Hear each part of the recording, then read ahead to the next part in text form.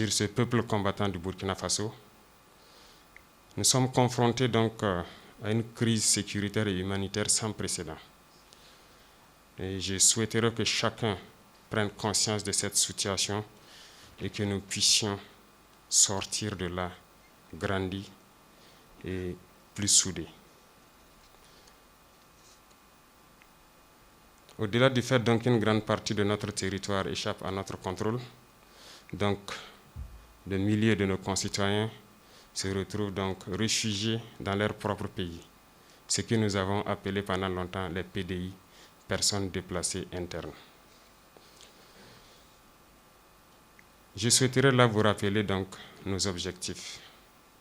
Nos objectifs donc qui ne sont autres que la reconquête du territoire national occupé par ces hordes de terroristes.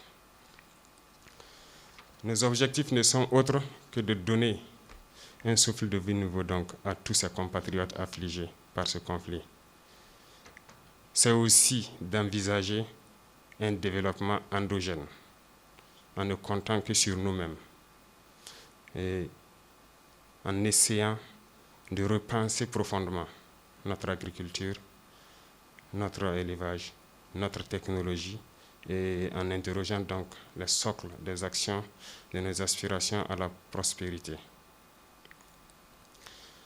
Je voudrais vous rassurer une fois de plus donc nos partenaires et tous les pays amis du Burkina Faso que nous tiendrons nos engagements pris devant tous nos partenaires et tous les amis du Burkina Faso.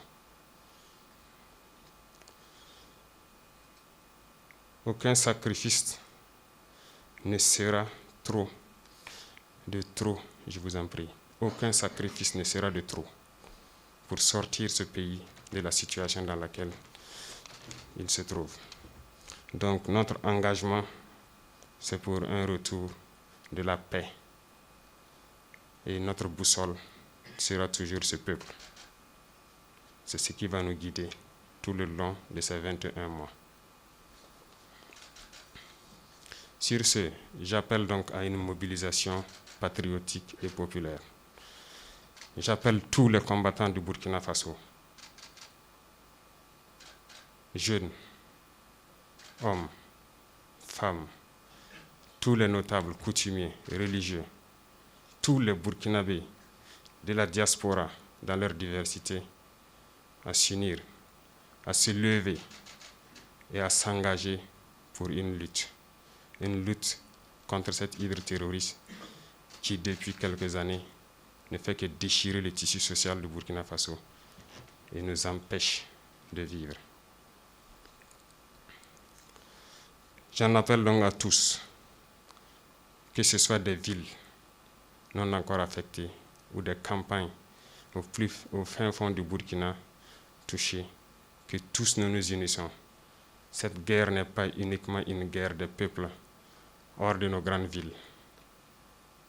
À l'intérieur des villes, nous avons intérêt à prendre conscience de la situation, à nous lever, à nous unir avec ces peuples affligés pour qu'au Burkina Faso, nous soyons un.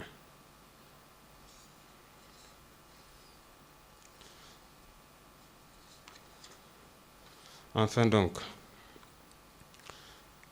il faut que je vous rappelle ici, pour ma part, que je serai engagé à vos côtés, aux côtés de tous les Burkinabés, sur les différents fronts pour la libération totale de nos territoires.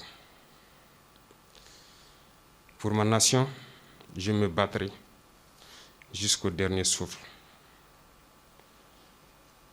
Et je vous appelle tous à intégrer cela.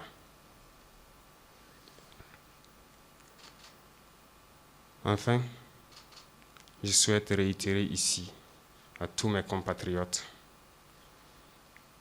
nos remerciements et souhaiter que cet élan qui nous a guidés au cours de ces derniers jours, que cette ferveur qui est dans la jeunesse soit encore plus grande dans la lutte contre le terrorisme. Fédérons nos énergies, unissons-nous pour de vrai, soyons solidaires, soutenons-nous, que vous soyez burkinabé de l'intérieur ou de l'extérieur. Chacun a sa contribution pour que ce pays sorte de là où il est.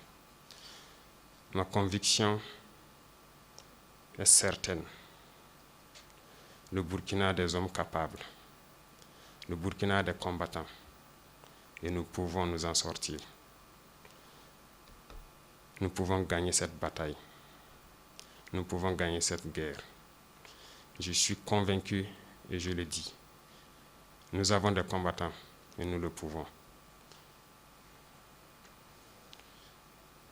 Enfin, chères forces de défense, de sécurité, paramilitaires, je vous invite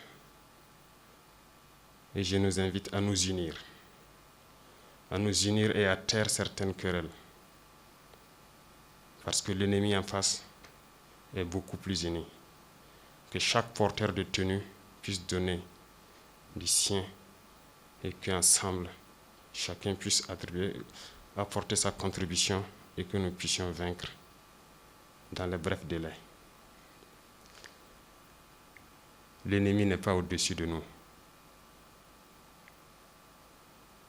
Si des volontaires pour la défense de la patrie se sacrifient jour et nuit, nous, porteurs de tenue, nous n'avons aucune raison que de nous unir, de les appuyer, d'aller en rang et de vaincre.